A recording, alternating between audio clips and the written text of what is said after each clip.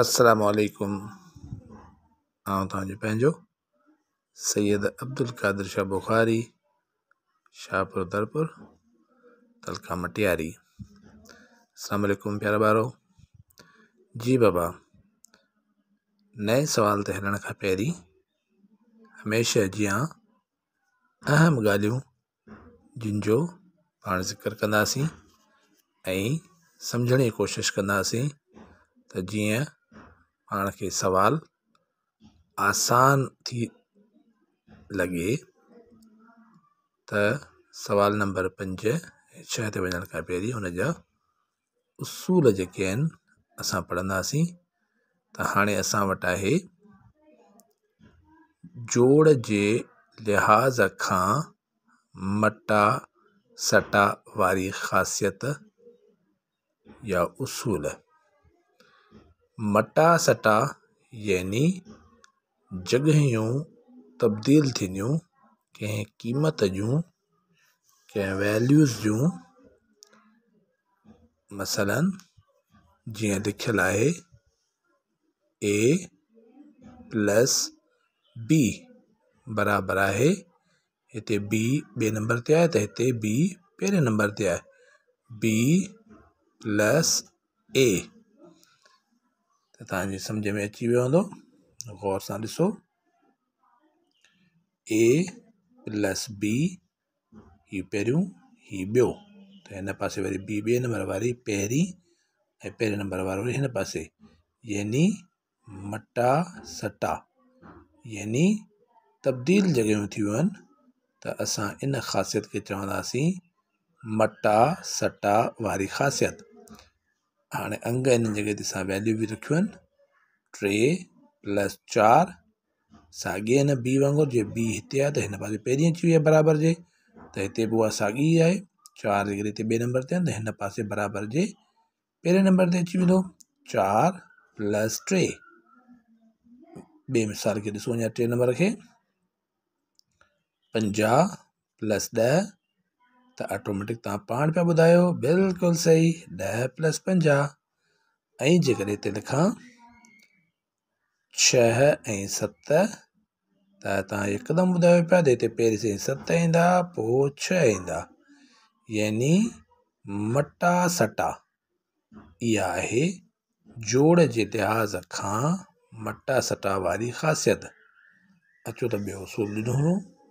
ॿियो उसूल आहे जोड़ जे लिहाज़ खां संगत वारी ख़ासियत या उसूल। संगत चइबो आहे ॿिनि खां वधीक रक़मूं हुजनि, यानी a b ऐं c त ॿिए तरफ़ बराबरि जे, ॿिए तरफ़ बि a + b + c, मतिलब त बिल्कुलु a b c, हिन पासे a b c, मटा सटा वारो सिस्टम कोन्हे। पर चवे थो जोड़ जे लिहाज़ खां, यानी टिनी रक़मनि जे अंदरि हिते बि जोड़ आहे, हिते बि जोड़ आहे, हिते बि जोड़ आहे, हिते बि जोड़ आहे। त असांखे कहिड़ो फ़र्क़ु महसूसु थिए पियो हिन ख़ासियत में ऐं मटा सटा वारी ख़ासियत में? जी फैज़ान, तव्हां बिल्कुलु सही चयो साईं। हुन में जॻहियूं मटायूंसीं, हिन में जॻहियुनि जो को तसवुरु ई कोन्हे। हा, हिन में जेकॾहिं फ़र्क़ु आहे त सिर्फ़ु पहिरीं रक़म ऐं ॿी रक़म, इन ॿिन्ही खे ब्रैकेट आहे, त वरी हिन पासे ॿियो नंबर ऐं टियों नंबर रक़म, यानी b ऐं c खे आहे ब्रैकेट।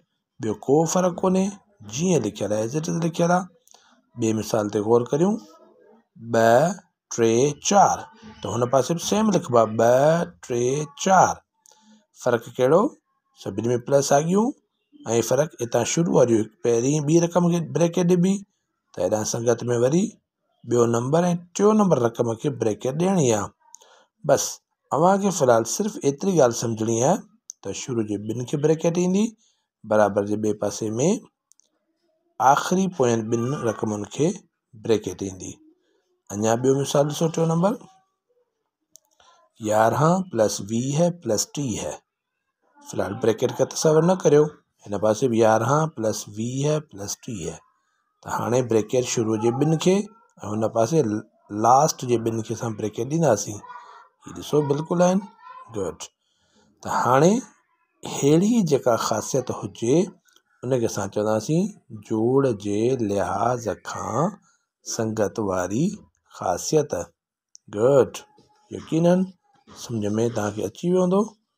अॻिते आहे, असां सिंधीअ में हमेशह हिन पासे खां लिखंदा आहियूं जंहिंखे साॼो पासो, अंग्रेज़ी में चइबो आहे राइट हैंड साइड।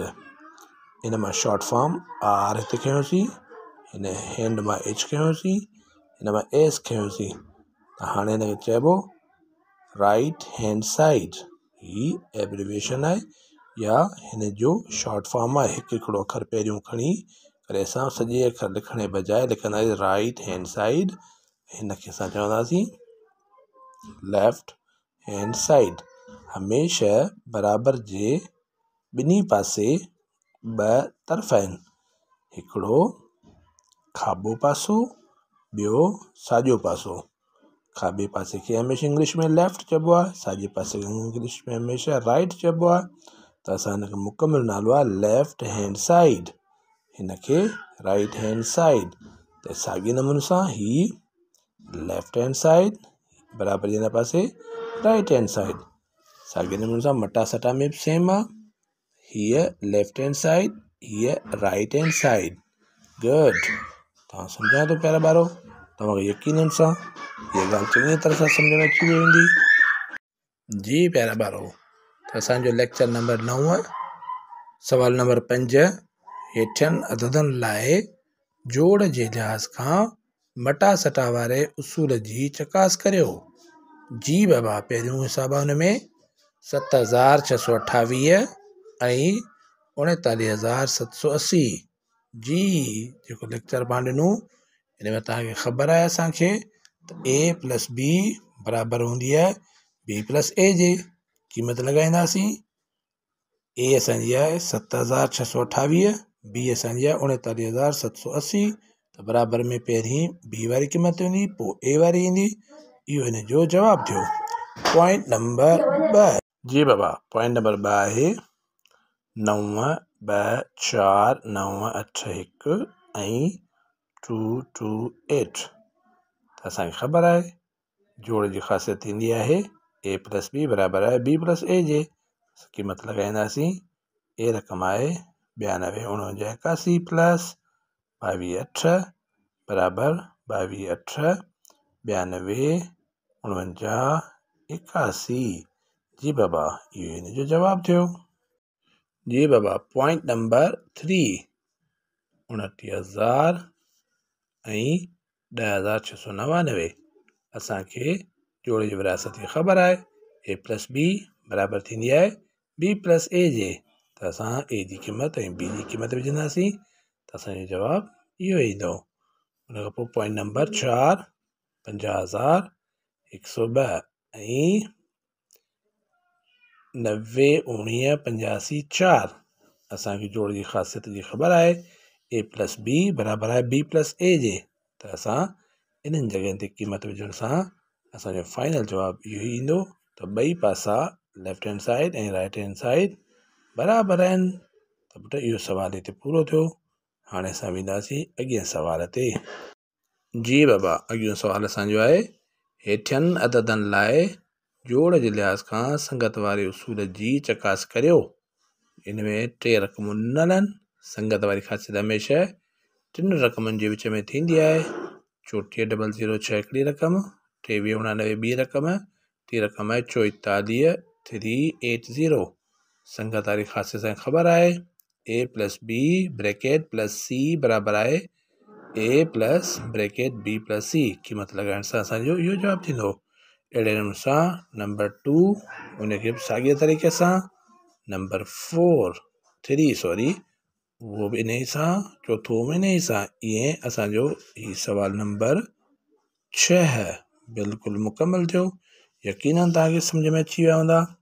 ऐं जेकॾहिं कंहिंखे सम्झ में न आयो आहे त बिल्कुलु कमेंट्स में लिखी सघे थो त हुनखे वधीक वज़ाहत सां बिल्कुलु सम्झाईंदासीं। तेसिताईं पंहिंजो ख़्यालु रखिजो। नेक्स्ट सवाल सां गॾु इंशाअल्लाह ॿीहर मुलाक़ात कंदासीं। तेसिताईं अल्लाह हाफ़िज़।